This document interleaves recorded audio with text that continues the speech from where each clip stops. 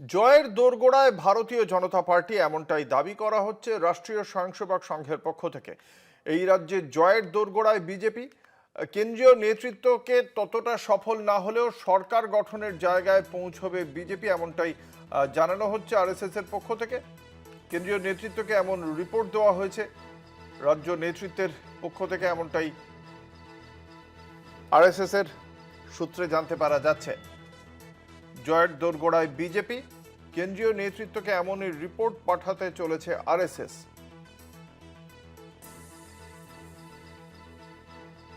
আমাদের সঙ্গে রয়েছেন আমাদের বিশেষ প্রতিনিধি অঞ্জন রায়। আরএসএস এর পক্ষ থেকে সুনির্দিষ্টভাবে ঠিক কি রিপোর্ট দেওয়া হচ্ছে কেন্দ্রীয় নেতৃত্বকে, কি জানা যাচ্ছে অঞ্জন দা? দেখো, আমি যে রিপোর্টের কথা বলছি সেটা কিন্তু প্রথম দফার ইলেকশনের আগের রিপোর্ট। এরকম নয় যে প্রথম দফা হয়ে যাওয়ার পর সেই রিপোর্ট। আসলে গত 1-1.5 বছর ধরে আরএসএস এই রাজ্যে বিভিন্ন রাজ্যের প্রধানীরা এসে এই রাজ্যে যেভাবে সংগঠন তৈরি করেছে, মানুষের সঙ্গে মিশেছে, সেইটাই ভিত্তিতেই আরএসএস এই রিপোর্ট বলতে পারো। এবং দুটি সুনির্দিষ্ট ভাবে তারা কর্মসূচি নিচ্ছে। কোন সংখ্যার কি উল্লেখ করা হয়েছে? আমি বলছি এই কর্মসূচির মাধ্যমে প্রায় 2 কোটির ওপর মানুষের কাছে তারা পৌঁছেছে। তারা কোনো সংখ্যার উল্লেখ করেনি। খুব ইন্টারেস্টিং, তুমি দেখবে বলছে দোরগোড়ায়, অর্থাৎ যে সরকার গঠন করবেই এই ইঙ্গিতটা কিন্তু দিচ্ছে না, বলছে দোরগোড়ায়, অর্থাৎ সরকার গঠনের জন্য যে সংখ্যক আসন দরকার তার কাছাকাছি পৌঁছে যাবে বলে মনে করছে বিজেপি আরএসএস নেতৃত্ব। সেটাই তারা কেন্দ্রীয় নেতৃত্বকে জানিয়েছেন। এবং এটা কিন্তু আবারও বলছি, প্রথম পর্বের নির্বাচনের আগের রিপোর্ট।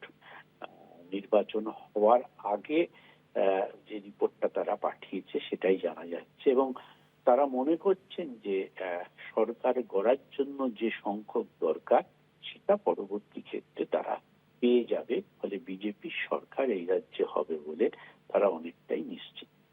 ধন্যবাদ। আমাদের সঙ্গে ছিলেন আমাদের প্রতিনিধি, বিশেষ প্রতিনিধি অঞ্জন রায়।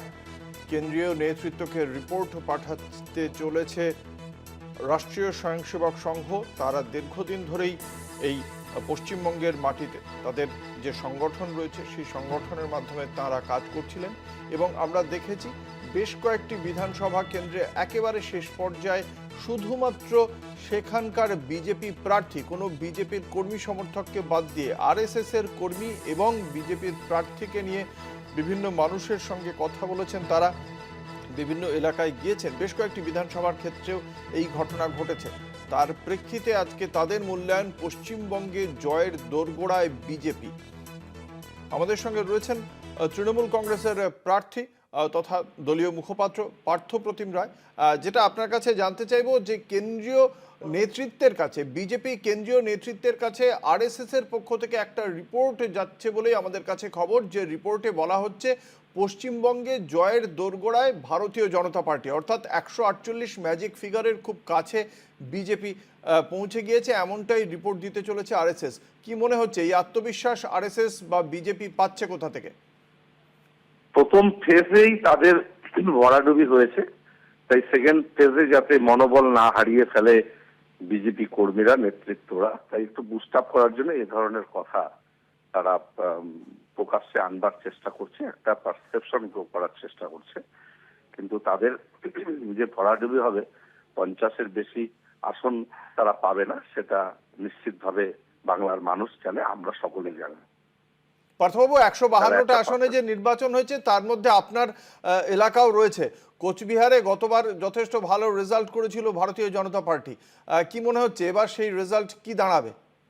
লোকসভা পরবর্তী সময়ে বিজেপির সংগঠন এখানে ভেঙে পড়েছে, তো স্বাভাবিকভাবে এখানে কোচবিহার সহ উত্তরবঙ্গে এবার রেজাল্ট 21-এর থেকে ভালো হবে। এবং যে 152টি নির্বাচন হয়েছে তার 100-র উপর সিট তৃণমূল কংগ্রেসের ঝুলিতে যাবে। গতবার তো ভারতীয় জনতা পার্টি অনেকগুলি আসনেই লোকসভা নির্বাচনের বিচারে এগিয়ে ছিল। এবারও কি তার মানে তৃণমূল কংগ্রেস সেটাকে কভার আপ করতে পারবে বলে মনে করছেন?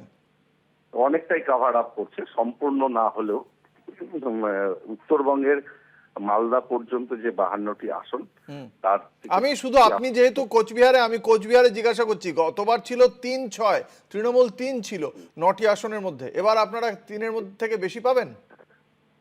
এবার তৃণমূল কংগ্রেস কমপক্ষে 6টি আসন কোচবিহারে পাবে, সেটা সংখ্যাটা 7ও হতে পারে।